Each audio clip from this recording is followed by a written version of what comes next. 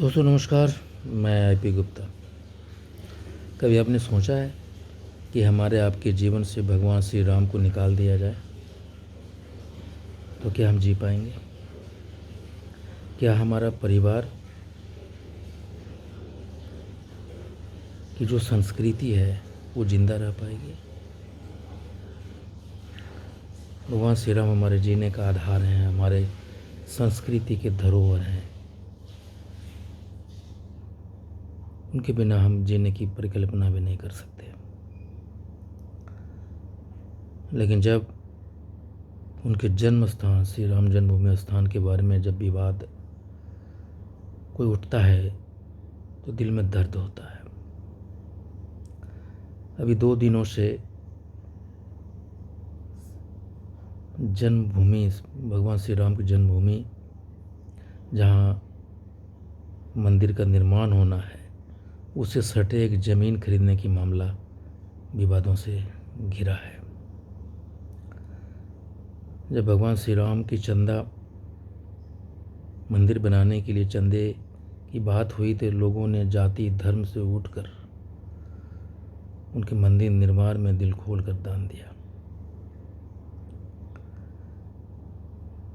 जरा सोचिए, 1-2 करोड़ की ज़मीन महज 10 मिनट में राम जन्मभूमि ट्रस्ट 18.5 करोड़ में खरीदता है तो दिल में कितनी दर्द होती है। किस तरह भगवान की आस्था के नाम पर उनके मंदिर के निर्माण के लिए हमसे चंदे लिए गए और किस तरह से उन चंदों को ज़मीन खरीद के नाम पे उस पैसे को कहीं और पहुंचाया जा रहा है। ये एक आस्था छीना है हमसे, एक विश्वास छीना है। भगवान श्री राम के नाम के लिए गए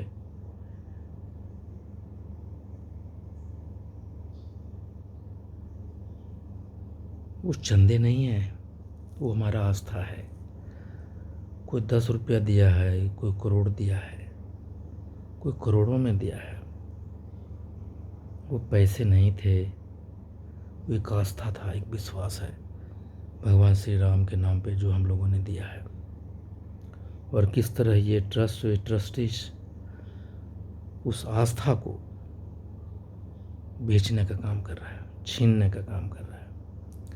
छीनना जैसे भाजपा की नीति में शामिल है। हम नौजवानों को, हमारे बच्चों को जय श्री राम का नारा देकर उनसे भगवान राम को छीन लिया, उनके संस्कृति को छीन लिया।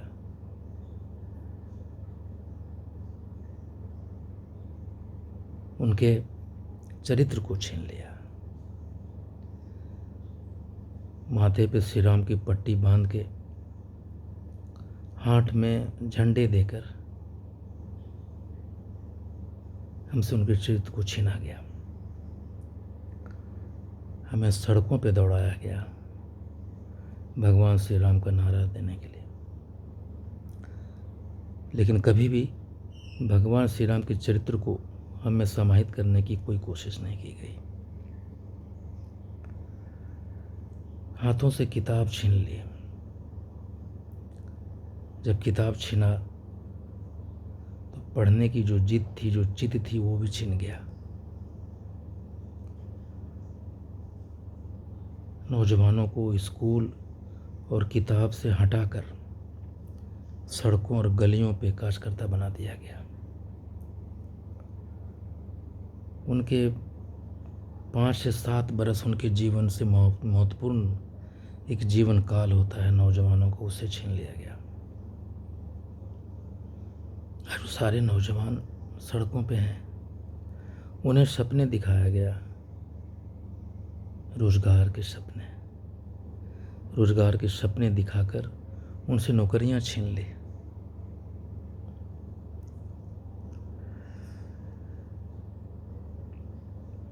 अब जरा सोचिए, क्या क्या छीन रही है सरकार। गरीबों के घर में चूल्हे देकर गैस का कीमत बढ़ा दिया। छोटे मोटे जो बचत थे, जो आमदनी थी, गैस के चूल्हे के नाम पे वो भी छीन लिया। नोटबंदी और कोरोना बंदी कर देश के हजारों फैक्ट्रियां बंद कर दी।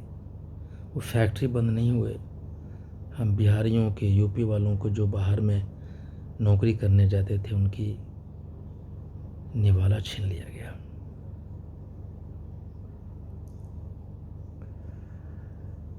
कोरोना में चुनाव कराकर हमसे हमारी जिंदगियां छीन ली गई। हमसे हमारे माँ बाप, भाई भतीजे, पता नहीं कौन कौन छीन लिए गए। कितने बच्चे अनाथ हो गए जिसमें आज दुनिया में कोई नहीं है उसका।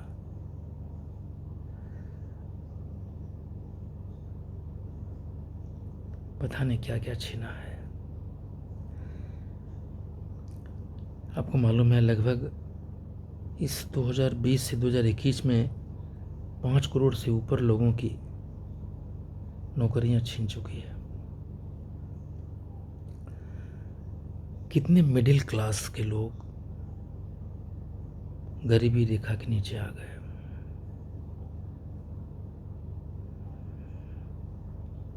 पाँच किलो अनाज देकर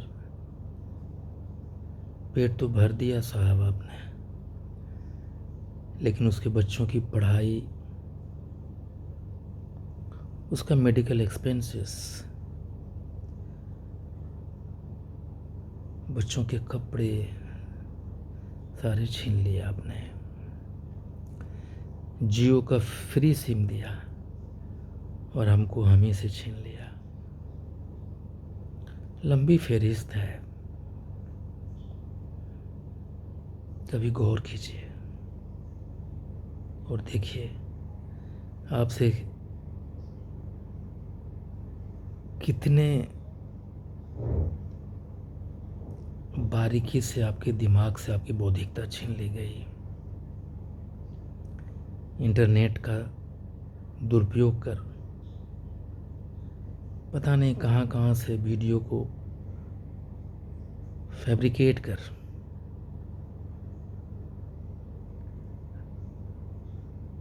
सच्चाई को जो हमसे छीन लिया गया। पता नहीं और कितनी चीज छीने जाएंगे, ये पता नहीं।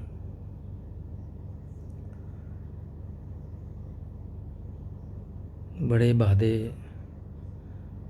बड़े ही लुभावने होते हैं, लेकिन जब विश्वास छीनता है ना साहब, तो बहुत दुख होता है।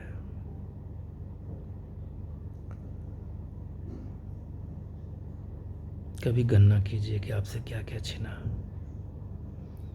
आपके पॉकेट से कितने रुपये निकाल लिए गए, आपको पता भी नहीं चला, और उसमें से महान चंद टुकड़े या चंद रुपए आपको वापस कर दिए गए। कभी सोचिएगा। बहुत लंबी फहरिस्त है, शायद घंटों बोलता चला जाऊं क्या क्या छीना है, गिनती कम नहीं होगी। लेकिन थोड़ा वक्त आप भी निकालिए और सोचिए कि इन लोगों ने अच्छे दिन के बदले कितने बुरे दिन दिए हैं। सोचिएगा।